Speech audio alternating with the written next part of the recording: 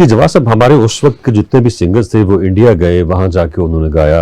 आप क्यों नहीं इंडिया गए? क्या वहां से ऑफर नहीं आई या आप खुद वहां जाके नहीं गाना चाह रहे थे? नहीं रमजान साहब, मैं तो इंडिया गया हूँ। अच्छा। एक्चुअली मैंने तो इंडिया में जाके बाकायदा उनके जो बड़े नाम थे उनके साथ काम किया। लेकिन मैंने जब काम किया ना, तो वो बड़ी मजे की बात यह है कि वो पाकिस्तानी काम करने में वहां गया था। जैसे एक फिल्म थी मैं एक दिन लौट कर आऊंगा, उसका मैं म्यूजिक डायरेक्टर था।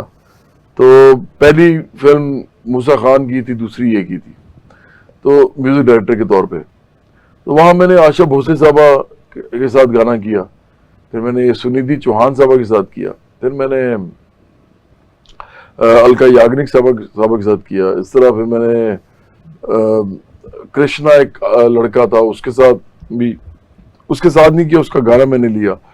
तो काफी मैंने उधर काम किया। तो फिर मुझे महेश भट्ट साहब ने एक दफा वो आए हुए थे वहां, जिस स्टूडियो में हमारी रिकॉर्डिंग चल रही थी। तो उन्होंने मुझे कहा कि आप सुना है कि वो जावेद फाजिल साहब कह रहे हैं, जो फिल्म के डायरेक्टर हैं, कि आप बहुत बड़े सिंगर हैं पाकिस्तान के। मैंने कहा जी मैं तो ऐसे ही हूँ, अब आपको ये तारीफ ज्यादा कर रहे हैं। उन्होंने कहा मुझे कुछ सुनाए। तो मैंने ऐसे बैठे बैठे ही ना, मुझे याद है वो होटल का छोटा तो नहीं, बड़ा होटल था वो, सन एंड सैंड उसका नाम था, वो बॉम्बे के अंदर थे हम उस वक्त, मुंबई जिसको कहते हैं। तो वहां पे एक टेबल थी लॉबी में, तो वहीं पे हम बैठे हुए थे, वहीं पे वो चाय और कॉफी वगैरह पी रहे थे। महेश साहब ने मुझे जब कहा, तो मैंने ना टेबल पे ही बजा के तो बिन तेरे क्या है जीना मैंने वो गा दिया। उन्होंने मुझे कहा यार ये मुझे गाना चाहिए। तो मैंने कहा जी क्या मतलब? उन्होंने कहा ये गाना जो है ना मैंने फिल्म में डालना है।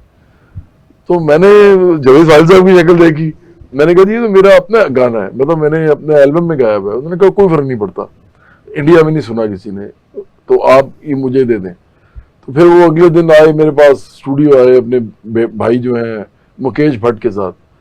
फिर उन्होंने मुझसे गाना लिया, कॉन्ट्रैक्ट साइन हुआ, फिर मैंने दोबारा गाया इसको इंडियन फिल्म के लिए। तो काम तो मैंने वहां पे किया है। सिर्फ इशू ये है कि मैं इंडिया में ठहरा नहीं। अच्छा, वो अच्छा सिलसिला था, यहाँ से सिंगर्स जाते थे वहां गाते थे, उनकी फिल्मों में नाम बनता था। क्योंकि हमने देखा जो लोग वहां गए, उन्होंने वहां जाके काम किया या गाया, वो जितने बड़े स्टार्स बने, जो लोग यहाँ पे रह के कर रहे थे शायद कर ही नहीं सकते। हाँ। ना जी, आप देखें आप क्या कर सकते हैं पाकिस्तान में। पाकिस्तान एक बहुत छोटा मुल्क है इंडिया के मुकाबले में। आप इस तरह समझेंगे इंडिया के अंदर, मैंने कल भी हमारे एक दोस्त हैं, छोटे भाइयों की तरह मेरे, वो यंग जर्नलिस्ट है, यंग भी नहीं है अब तो, काफी अच्छे भले जर्नलिस्ट हैं इस वक्त। तो उनके साथ में बैठा था, तो मैं उनको ही बता रहा था, तो वो बड़े हैरान हुए थे। पाकिस्तान की जो टोटल एडवर्टाइजिंग की जो वैल्यू थी ना एक जमाने में, तो वो 500 करोड़ थी। अच्छा। तो ये पुरानी बात मैं कर रहा हूँ, मैं सिर्फ आपको कंपैरिजन के लिए बता रहा हूँ कि right at that point in time, जबकि वो 500 करोड़ थी पाकिस्तान की, तो इंडिया की 26,000 करोड़ थी। अब आप मुझे बताइए, तो कोई कंपैरिजन ही नहीं दोनों का। शान जिस जमाने में 4 लाख रुपया लेता था ना फिल्म का पाकिस्तान में, शाहरुख खान वहां 20 करोड़ लेता था इंडियन। उसका मतलब है कि 35 या 40 करोड़ पाकिस्तानी। सही। वो 4 लाख ले रहा है और वो 40 करोड़ ले रहा है।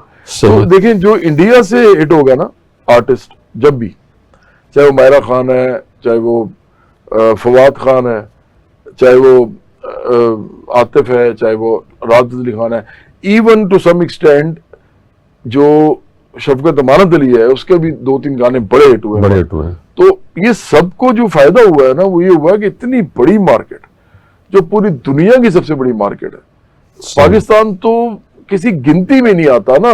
इधर तो फ्रेंच सिनेमा भी है दुनिया में इटालियन भी है, दुनिया में ब्रिटिश है, दुनिया में अमेरिकन है, फिर बहुत बड़े बड़े सिनेमा है, ईरानी सिनेमा है।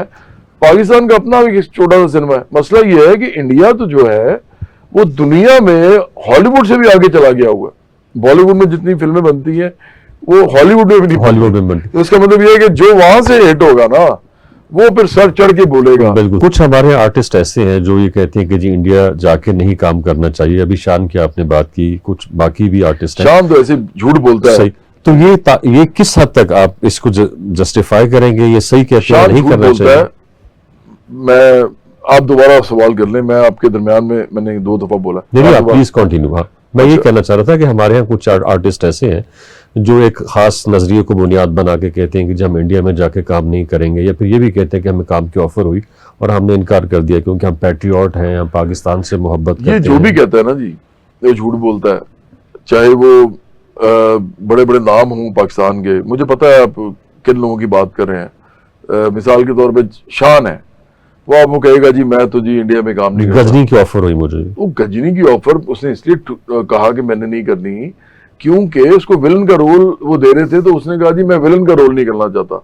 अगर आप आज शान को कहें कि आप आगे हीरो का रोल करें जो उसको नहीं दिया किसी ने, तो वो करेगा।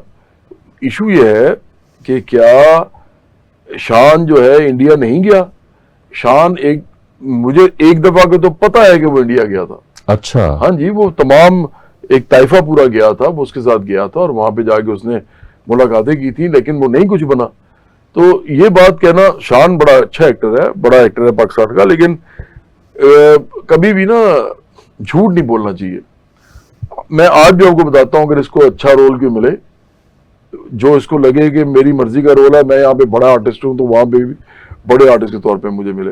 जैसे इवन अली जफर या फवाद खान को जो रोल्स मिले वो भी मिले इसको, दरमियानी फिल्म भी हो तो ये करेगा, क्यों नहीं करेगा। मसला ये है कि जब आदमी को लगता है ना कि अब मैंने जवाब देना है कि ये लोग तो चले गए हैं, मैं नहीं जा रहा, तो फिर आदमी कहीं ना कहीं पनाह लेता है। तो वो पनाह लेता है कभी वतन की मोहब्बत में, कभी जो है अब क्या मुझे या आतिफ को या राहत को या अली जफर को या फवाद खान को या मायरा खान को पाकिस्तान से मोहब्बत नहीं है, मतलब बिल्कुल है, क्यों नहीं। तो इसलिए ये तो बात सही। अच्छा, इस वक्त जो जंग लगी हुई है ईरान के अंदर, अमेरिका और इसराइल मिलकर उसके ऊपर अटैक कर रहे हैं, पाकिस्तान के लिए बहुत मुश्किल सूरत हाल, क्योंकि पाकिस्तान जो है सऊदी अरब को बड़े कदर की निगाह से देखता है। ईरान के लोग हमारे भाई हैं, कि किस तरह से पाकिस्तान इससे अलग थलग रह सके, गैर जानिबदार रह सके। इस वक्त तक पाकिस्तान ने अपने आप को जिस तरह से बचा के रखा है, पाकिस्तान की फॉरेन पॉलिसी रही है, इसको आप किस तरह से व्यू करते हैं? मैं तो समझता हूं कि देखें, एक बात का क्रेडिट जो है ना वो एस्टेब्लिशमेंट को देना चाहिए। हुकूमत को मैं इसलिए नहीं देता कि ये फैसले इनके हैं नहीं। सही। तो ये जो आज की एस्टेब्लिशमेंट है, ये मैंने देखा है कि ये पॉलिटिकली फॉरेन पॉलिसी के हवाले से, फॉरेन पॉलिसी स्पेशली, इंटरनल मसले तो बहुत सारे हैं जो अभी उनसे हैंडल नहीं हो रहे, इन्होंने उसको बहुत अच्छी तरीके से हैंडल किया। अब देखिए, पाकिस्तान में ना तो जंग होनी चाहिए, ना यहाँ पे खुदा ना खासा बच्चे बनने चाहिए, औरतें उनकी इज्जतें तार तार नहीं होनी चाहिए, यहाँ पे बमबारी नहीं होनी चाहिए। हमारे मुल्क में मैं जैसे आप पूछेंगे तो मैं तो कोई जंगी जुनूनी नहीं हूँ कि मैं कहूंगा जी ईरान में अगर बमबारी हो रही है तो पाकिस्तान में भी हो, क्योंकि हम दोनों मुसलमान हैं। क्या ईरान, हालांकि हम उसके साथ खड़े हैं इस मामले में, लेकिन क्या ईरान इराक के साथ खड़ा हुआ था जब इराक की लड़ाई हुई थी अमेरिका के साथ? नहीं हुआ था। तो और हालांकि वो तो बिल्कुल साथ साथ। तो देखें, हाँ, आपने अपने जियो पोलिटिकल सिचुएशन को सामने रख के फैसले करने होते हैं। इस मामले में आज की हुकूमत ने भी जो एस्टेब्लिशमेंट के साथ खड़े होके रोल बनाया है, बयानिया बनाया है, वो बिल्कुल ठीक है।